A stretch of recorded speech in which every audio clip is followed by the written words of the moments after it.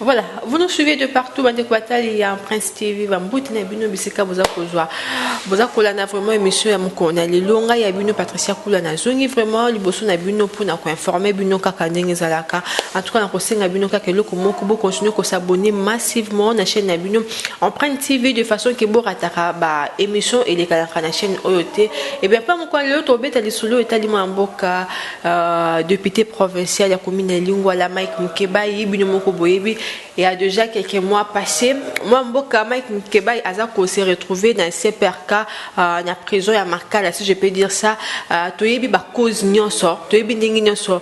Et les cas qui pour na Mboka Mike Mkebai à Kota Kuna yango lelo, tozali mardi le 11 février 2020, tu as essayé de que Mboka Mike Mkebai à Kobima bon on a CPRK et on a Sikibino Bolanda, ndingi makamno sileki.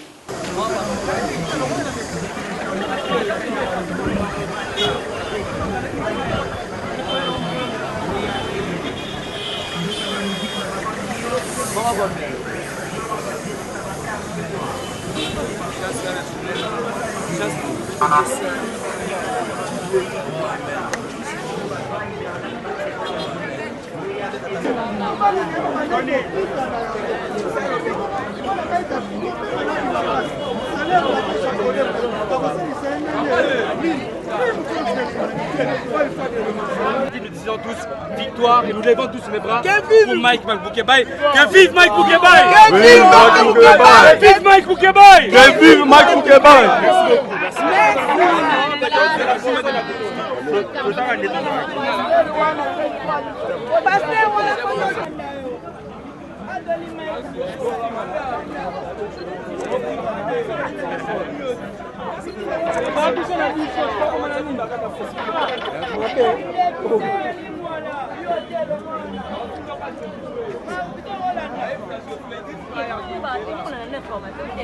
Je suis très content, mais en sachant que pour moi, c'est quand même un deuil.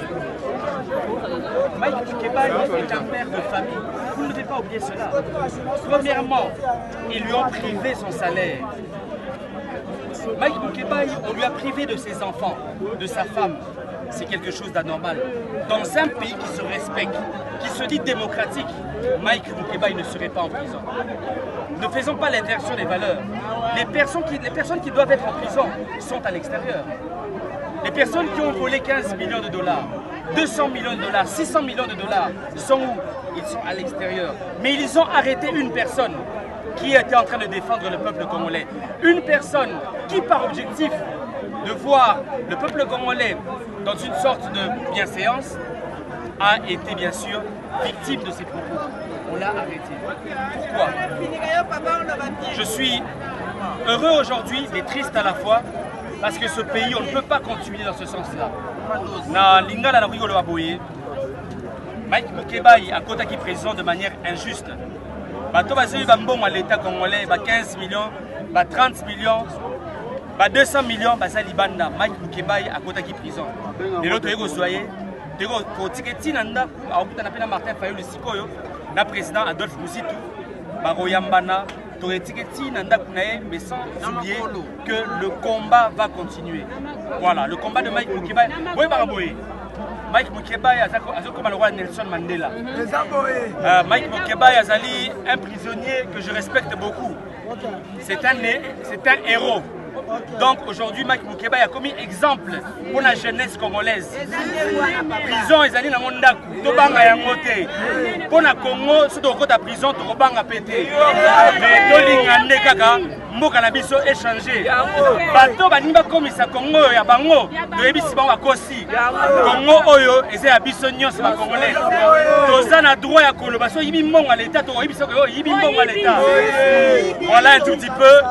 Na osenga na bino nyonso bobeti la Mike Mukeba baboto.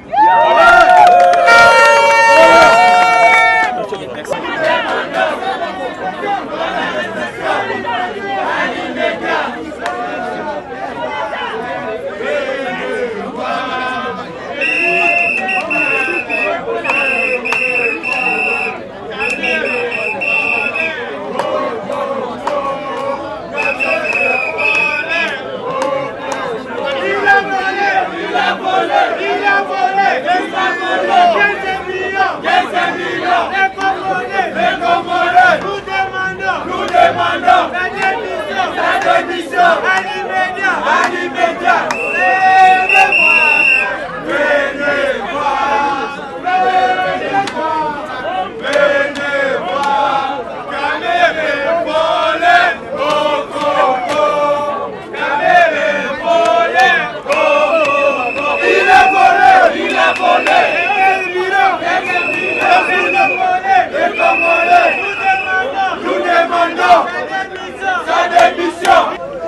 n'ai pas injurié, je suis dans le contexte juridique.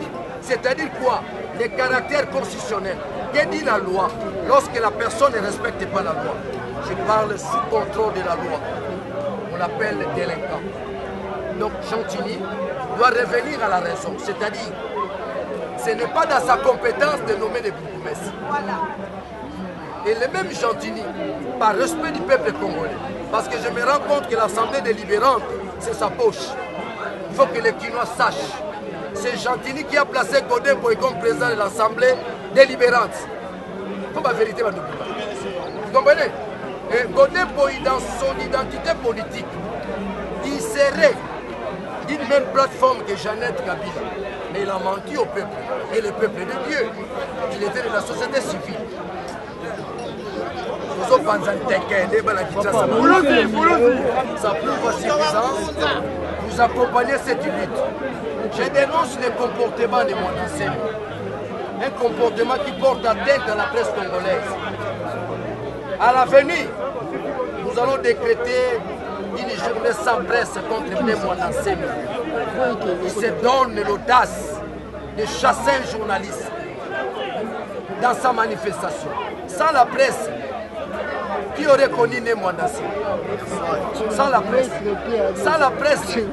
qui aurait véhiculé, n'est-ce pas, les bêtises de Némoandassé? Un leader corrompu par Kabila. Qui ne le sait pas? Qui ne sait pas? Un Gunza, on ne le corrompt pas. Daniel Issafou un Gunza. En aucun jour, je vais vendre ma terre. À Sombarate, le Colabang. Merci.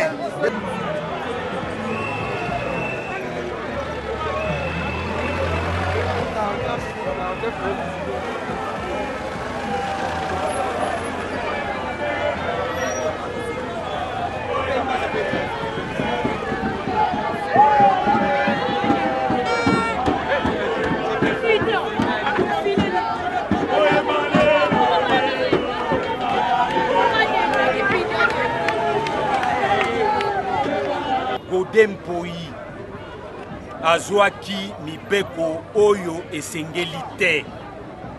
Bongo lelo ezali mokolo ya soni pona Godin Boy. Na ba pays pe na bato bazali ba homme sérieux. Godin Boy devait démissionner. Yango to ko senga ye a démissionné parce que a marché contre volonté ya peuple, contre volonté ya Eli. Il y a tout un peuple au Sénat qui est abunda pour na Congo et Kendeliboso.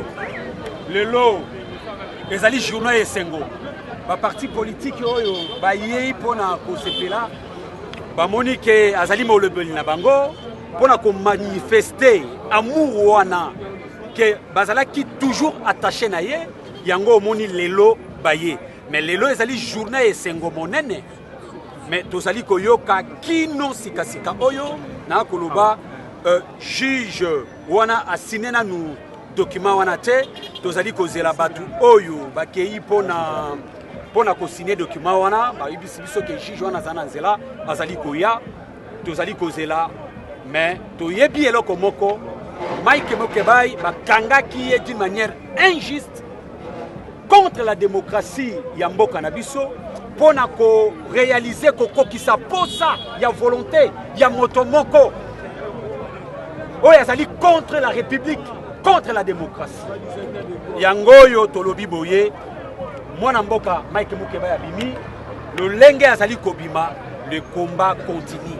Petolo baka yango, ceux qui n'ont l'Assemblée provinciale, tout l'Assemblée nationale, tous ceux qui au moins attendent 10 députés. Nandenge oyo Mike Mukeba yazali mais makambo na kati ba parlement na biso échanger bana ya Congo esengi ke ba sepela parce que défenseur na bango lelo oyo a retrouvé liberté na ye et akotika combat ya peuple te ako continuer combat ya peuple lolenge to ko continuer combat ya peuple pour que peuple a récupéré souveraineté na ye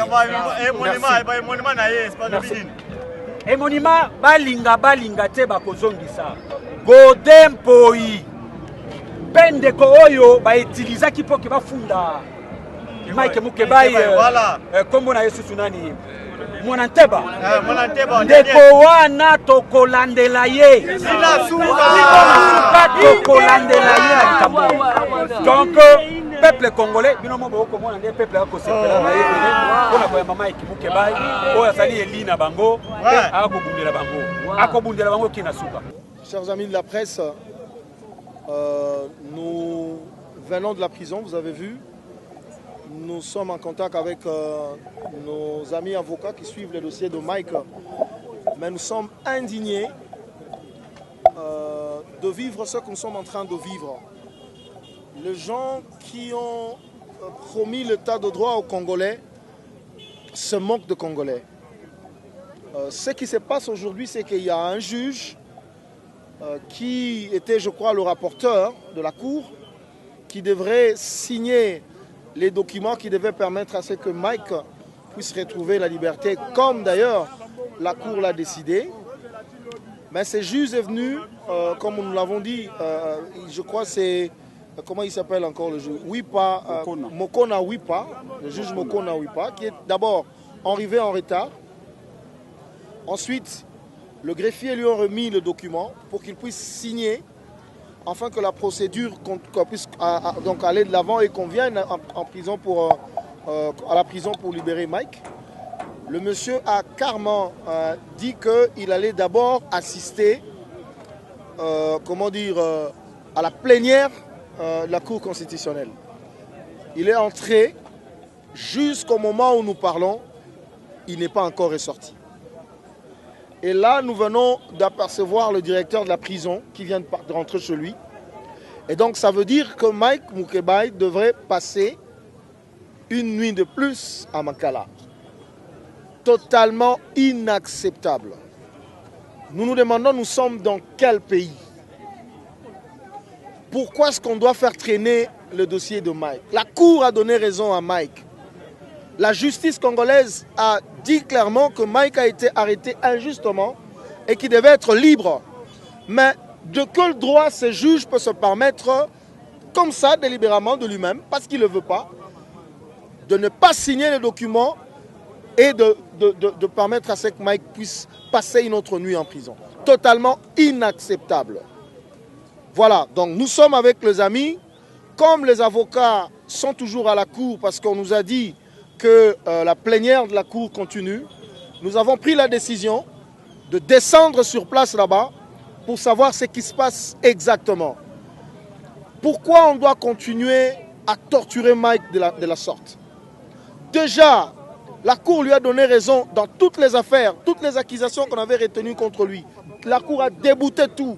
Il a donné raison à Mike. Mais pourquoi on doit continuer à le garder en prison? Pourquoi? Donc, nous comprenons que il était vraiment un prisonnier politique. Et maintenant, comme la pression populaire a fait qu'aujourd'hui, il puisse finalement recouvrer la liberté, maintenant on veut démontrer à qui veut droit que non, monsieur, nous pouvons encore te retarder en prison pour te démontrer que nous sommes puissants et que demain, si tu ressors, tu reprends encore ton combat et nous avons le pouvoir de te ramener encore en prison. Ça, c'est une torture morale, c'est inacceptable. De la part d'un juge, c'est totalement inacceptable. J'espère qu'il n'y aura pas outrage après parce qu'il faut que le juge nous dise qu'est-ce qui fait que Mike continue à rester en prison alors qu'il devait simplement signer le document. C'est inacceptable. Et donc, je vais peut-être laisser à Epengue d'élaborer en lingala pour les autres chaînes. Mais après ici, nous descendons à la cour. Comme on nous a informé que, la réunion de la Cour continue, nous allons nous-mêmes nous rendre compte de ce qui se passe exactement là-bas. Na tondio botondi ndeko tolobi boye. Soki bomoni biso lelo awa na prison Makala, ezali po ete toyaki koyamba moko na biso, communicateur à la Mouka d'abord, conseiller spécial en matière de communication à coordonnateur à la Mouka Adolphe Muzito, et moko yaba combattant pour na triomphe et à vérité, député provincial Mike Mukebai. Webete bamokanga kie esalia wa sanza no mitano presque sans raison à la soviétique pour na kaka kosepelisa Chilombo Kabila na Kamere. Tokosaki requête na cour constitutionnelle. Au lieu de 30 jours, cour constitutionnelle esali sanza minei pour na kokata likambo. O miboko elobete ba kokata yango da 30 jours. Tokosaki requête mosusu devant cour de cassation. Abe yango requête à contestation et à jugement en vue du droit, il y a cour d'appel. Wana pe tozeli sanza mitano. Mais balobi vaut mieux tard que jamais. Cour aye kokata likambo. Balobi Mike abima na boloko. Mayema sogodem po ya lobaki contre Mike ezali lokuta. Ndesikawa Mike esengaka bima depuis samedi. Cour elobi tete lokola stylo ya l'état ebimi esengeli moi amende moki babe yango frais de justice basengi $1,800. Tata mokonzi kolo Congo Martin Fayulu coordonnateur à la Muka Adolphe Mozito batie loboko na libenga ba mesi mwa mpata to futi yango epa bavoka etikala ke obe mokoloto ya Zuzi rapporteur ya cour comment nani sisu wipa procédure bandaki uta samedi. Le lundi est continué. Le lo mokolo ya mardi 3 jours. 3 jours mikolo misato. Pona kaka kozwa mokoloto. Motuna na kotuna bino. Pona kotia mokoloto na papier na mokanda signature senga mikolo boni. Minute boni. Donc tu veux comprendre ete kanchat na kinga kati babengi Zuzi wana. Balobi Mike ali monokomolai aba moto ke pela na Congo soko libéré Mike lo na lombango mbango mabu makosobele makambe ke beba donc esengeli ko retarder ba échéance babenga ngo ezali manœuvre dilatoire peto bakisi et ali pe manœuvre politique pour Mike azali molobeli ya peuple donc tolobi boye to kolonga awa tokende biso ba cadre toko tuna lengeni po bavaka ba biso tokolala awa mais tokotia sécurité na bino en péril te bana Congo ba so bayaki awa lelo to remercier bino nyoso tozwa nzela tozonga na ndako lobi tongo to ali biso banso awa soke sengeli ba leader ya la muka ba awa lobi bakoya awa lobi awa putule ko matamakala makotika tokozonga lobi te soki Mike abimite mais tokolonga a biso ba cadre tokende mamoke na cour constitutionnel toyeba pona nini Zuzi wana aboyi ko signer ko tia mokoloto na mokanda mbongo topesi manso basengaki topesi pona nini Mike abimite. Donc nous sommes convaincus que yali continuité to lobaka na bino mikonyo so yali continuité régime akabila kaka lolenge boende salamaka pona ba moki à l'époque ba chaloupa à l'époque ezali pona ko nyokola Mike ko entendre psychologiquement pe moralement. Donc bana Congo banso bayaki merci na bino tozonga na ndako lobby déjà awa 9h tozali biso banso awa po directeur à prison de Adrien auti kolokenda a lobby directeur à prison lobby boy papa epenge ndeko Adrien pe wa susu na problème na bino te ngai na banda ko zela se bayela ngai notification zaka so pe 3 mots na mon koloto mais bayeli ngate mana bimisa Mike etalité Mike akoma tina porte awa bazongisie tina 4 et que ça yelo côté to pona ko bunda pona Congo to ebete to konyoka mapona Congo mais suka na Chilombo na Kabila to ko tia bango libanda pete bango nyoso motazaki mandat peuple réalité yango ba konyoko la peuple pe ba konyoko la représenter peuple. Donc pona ba journaliste lobby peut ko sala réunion pona bino mbaso pour aussi faire déclaration lobby donc bino mbaso bokende malamu lobby en tout cas to na bino de manière officielle pona ko ça peut makamona bino na tondi bino botondi botu ko na bongi makambo rek kuna na prison centrale ya Makala bomoni ki mboka Mike Mkebai abimité parce que mutu il fallait signer et dossier na pour mboka Mike Mkebai a retrouvé liberté na ye na retard tout ça me la nzambe kende ba lobi bisi biso mokona lobi nda kobima lobi vraiment bima pour tozana besoin na ye mo mboka Mike Mukeba liboso bakata ke nanu o awa ndoza ba salaire na été pendant 12 mois et pas Godin Poi o azali bongo pasteur azali pe président de l'Assemblée provinciale ya ville ya Kinshasa ndenge kaka makamyo ça ko le kande pe bandeko ba lobi en tout cas justice mboka na biso za kotambola moi mabe on to osenga kaka to osenga vraiment na mikolo ezali koya soki mo amélioration côté justice kozala ma vraiment et kozala malamu mingi ngai bino to komi na suka to nito kabwana mais avant de kabwana bino na osenga bino le moko bo continuer ko s'abonner massivement merci na bino bato boza ko na biso de partout pour na ba remarque ba suggestion pour na ba encouragement vraiment merci na bino merci na Patrice Somboa ça qui nasima ya caméra ça qui également na montage to kutani mikolo ezali koya mais nzambe a continuer ko bomba bino bye bye.